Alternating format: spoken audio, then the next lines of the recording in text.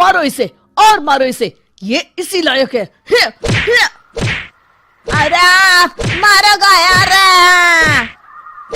सरपंच जी, कालिया को चोरी करते हुए हम सब ने रंगे हाथ पकड़ा है। अब इसे गांव से बाहर निकाल देने में ही हम सबकी भलाई है। तो देर किस बात की है, अभी इसे धक्के मार के इस गांव के बाहर का रास्ता दिखा दो। अरे सरपंच ऐसा मत करिए, मुझे एक मौका और दीजिए, मैं दोबारा कभी चोरी नहीं करूंगा।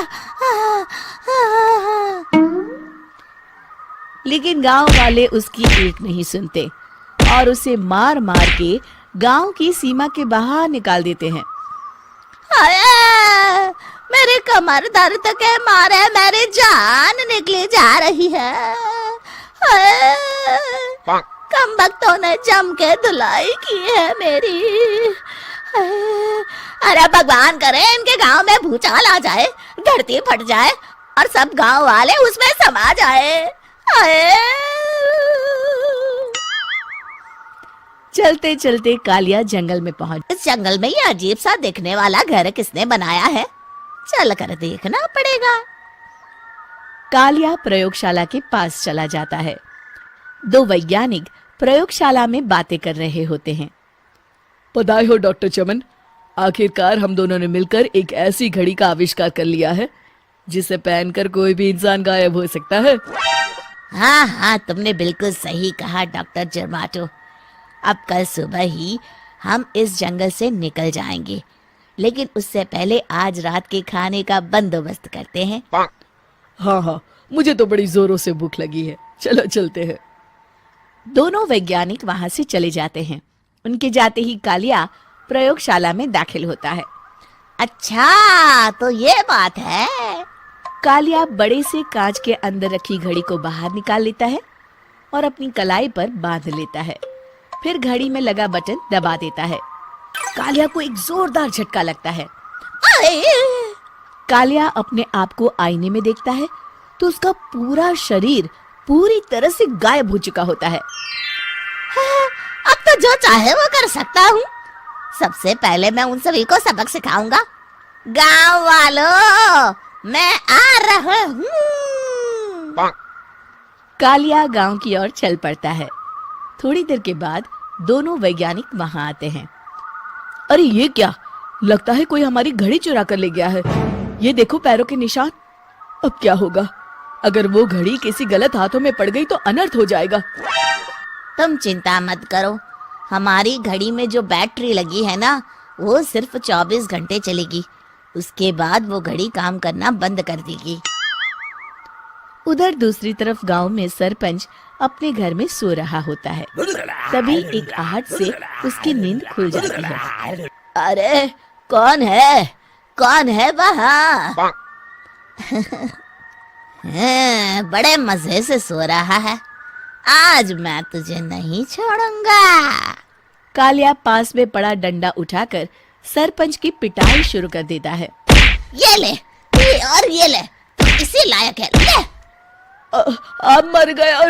अरे ये क्या हो रहा है? अरे कोई बचाओ मुझे, मेरे घर में भूत आ गया है। सही कहा, मैं भूत ही तो हूँ, ये ले। अरे भूत जी, मैंने आपका क्या बिगाड़ा है, मुझे छोड़ दीजिए।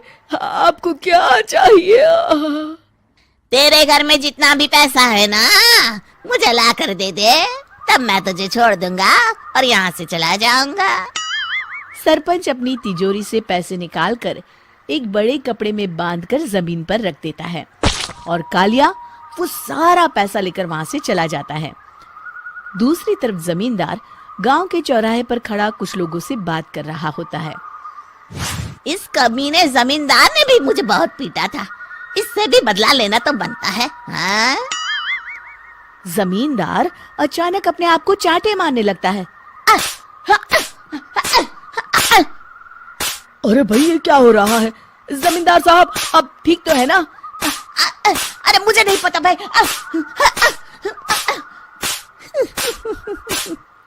अरे मर गए रे, ये तो पक्का किसी भूत प्रेत का काम है।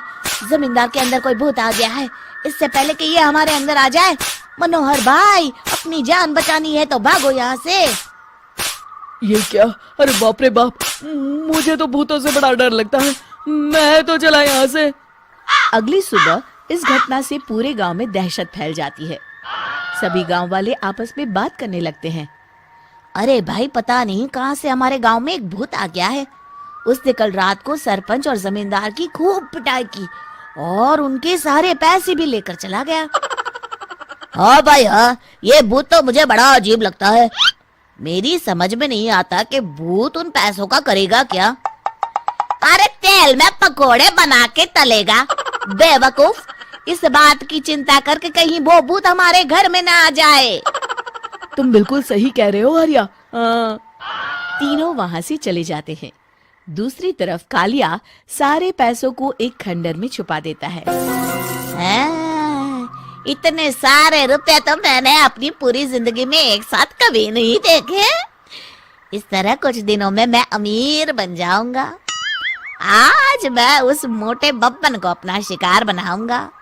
सुना है दहेज में बहुत सारे पैसे और गहने मिले हैं उसे। रात होते ही कालिया बब्बन के घर में घुस जाता है। हाँ, मिल गई तिजोरी। अब जल्दी से इसे खोलकर सारे पैसे निकाल लेता हूँ। अरे खुल जा खुल जा। खुल गई। कालिया पैसे थैले में भर ही रहा था कि तभी बब्बन उसके बगल में आकर खड़ा हो जाता है। भाई क्या कर रहा है हाँ? अरे हट। अरे तेरी इतनी हिम्मत, मैं तेरे सामने खड़ा हूँ और तू फिर भी मेरी तिजोरी से पैसे चुरा रहा है। अरे मैं तो गायब हूँ, तू मुझे कैसे देख रहा है? कालिया अपनी घड़ी को देखता है। अरे इसे क्या हो गया है?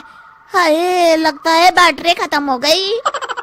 अच्छा, तो आज मैं तेरी बैटरी अच्छे से चार्ज कर देता हूँ। अरे भाग्यवान, जरा मेरा डंडा तो लाना। ये मोटा मुझे नहीं छोड़ेगा। अरे भागो। कालिया भागकर घर के बाहर जाता है।